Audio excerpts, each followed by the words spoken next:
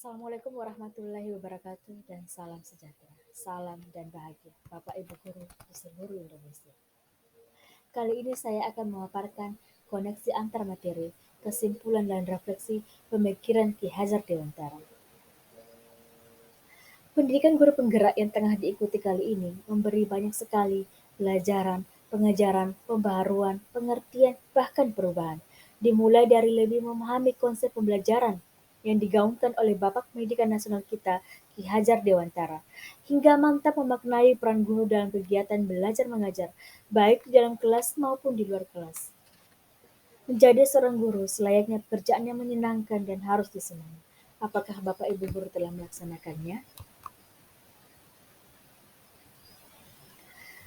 Saya, Mawar bin Jalimuddin, calon guru penggerak angkatan ke-7 dari UPTD SD Negeri 66 Parepare.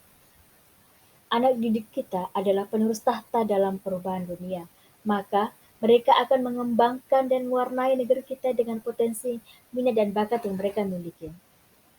Pemikiran Ki Hajar Dewantara mengenai menuntut anak didik merupakan salah satu alat kemudi dalam mengarahkan kodrat alam yang mereka miliki dan disandingkan dengan kecakapan teknologi terbaru sesuai dengan keterbukaan kodrat zaman yang sudah selayaknya disongsong untuk kemajuan bersama.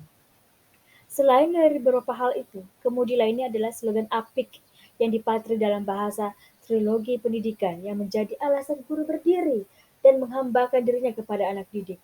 Memberi contoh, semangat dan dorongan merupakan intisari dari Ing Ngarso Sungtulodo, Ing Madya Mangunkarso dan Tutwuri Handayani. Jadi sudah sepatutnya saya merubah pola pemikiran lama saya yang juga akan menjadi pertanyaan tugas kali ini. Ada 3 pertanyaan pemantik.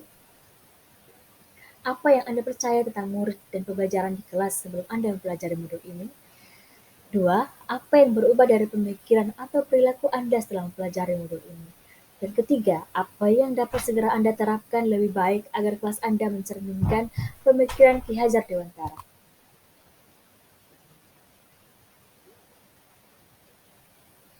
Yang saya percaya tentang murid dan pembelajaran di kelas, dengan mengikuti pendidikan guru penggerak, membuat saya bercermin dan menilai diri sebagai seorang guru. Pertama, proses pembelajaran yang masih berpusat pada guru. Kedua, guru belum memahami karakteristik murid.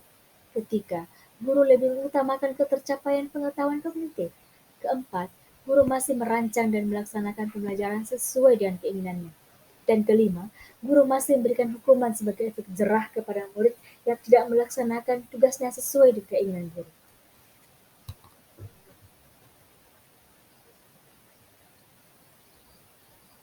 Dari refleksi diri yang telah dilakukan, yang berubah dari pemikiran atau perilaku saya adalah pertama, pembelajaran yang berpusat pada siswa. Pembelajaran yang berorientasi pada murid dan memahami setiap anak. Anak itu memiliki keunikan dan keistimewaan yang beragam. Kedua, pendidik itu harus menuntun dan bisa mengembangkan minat dan bakat sesuai kodrat alam dan zamannya. Menuntun segala kodrat yang ada pada anak agar dapat mencapai keselamatan dan kebahagiaan yang setinggi-tingginya, baik sebagai manusia maupun sebagai anggota masyarakat. Ketiga, pendidikan dan kebudayaan adalah merupakan 2 hal yang tidak dapat dipisahkan. Ki Hajar Dewantara berjuang dalam dunia pendidikan agar mampu memanusiakan manusia. Pendidikan yang berakar budaya akan memperkuat karakter siswa untuk siap masuk dalam tantangan dan perubahan global. Keempat, pendidik memahami dunia anak itu bermain sehingga pembelajaran harus menarik dan menyenangkan.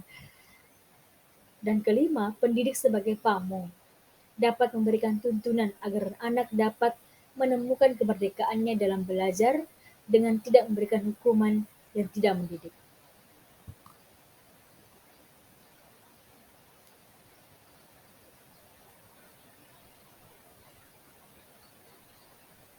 Yang dapat segera saya terapkan lebih baik agar kelas saya mencerminkan pemikiran Ki Hajar Dewantara.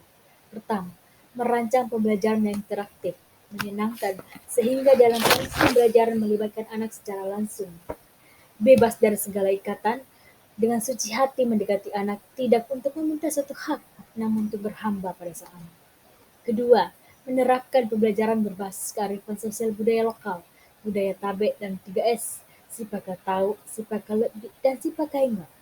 Ketiga, mendidik dan mengajar dengan menerapkan konsep merdeka belajar dan mengintegrasikan prosedur pelajaran Pancasila di setiap pelajaran. Pendidikan dan pendidik yang memandang anak dengan rasa hormat berorientasi pada anak. Pendidik menuntun tumbuh kembang hidup anak dan menguatkan kodrat yang ada pada anak untuk memperbaiki tingkah lakunya. Keempat, pembelajaran yang mampu menguatkan karakteristik kodrat anak yang positif.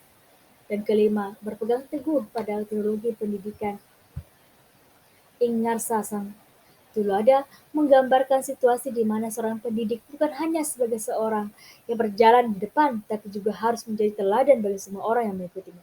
Selain mendidik dan transfer ilmu, pendidik juga harus memberi contoh kepada peserta didik mengenai hal apa yang diajarkan. Ing Magdia Mangkarsa berarti seorang pendidik jika berada di tengah-tengah peserta didiknya harus mampu terlibat dalam setiap pembelajaran yang dilakukan siswa agar semua siswa bisa mempersatukan semua gerak dan perilaku secara serentak untuk mencapai tujuan bersama. Dan Tutwuri Handayani memiliki arti seseorang harus memberikan dorongan, moral, dan semangat kerja dari belakang. Pendidik harus mampu memberi kemerdekaan kepada peserta didik dengan perhatian sepenuhnya dengan memberi petunjuk dan pengarahan.